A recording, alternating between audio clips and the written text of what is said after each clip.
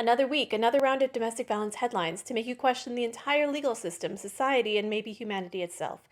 First up, police are still searching for 32-year-old Travis Decker, who allegedly murdered his three young daughters, ages 9, 8, and 5, in a Washington state park this week after a court gave him unsupervised visits. Their mom had raised multiple red flags, documented instability, suicidal threats, reports that the girls were scared, and even an incident where they were found sleeping in an armory. And yet, unsupervised weekend visits.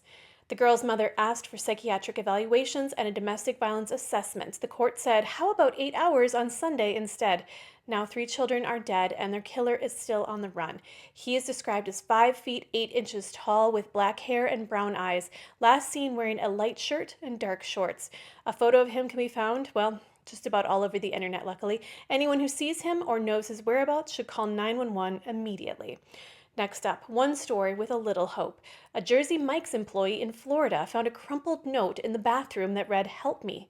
Turns out a woman had been held captive by her independent pro wrestler boyfriend, Jaden Steele, real name Jordan Blake Williams, who had kept the woman in isolation and assaulted her for months.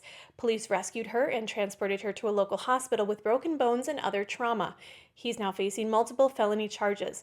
Shout out to that sandwich shop worker for believing the victim and acting quickly. Finally, in the "How is this real life" category, the founder of a domestic violence nonprofit in Kentucky, formed after his daughter was murdered by her abusive husband, was just arrested for allegedly strangling his son. Yes, really. The man who started an organization to help survivors is now facing charges for being an abuser himself. Just a reminder, abusers aren't always easy to spot, and strangulation isn't just scary, it's one of the clearest predictors of future homicide.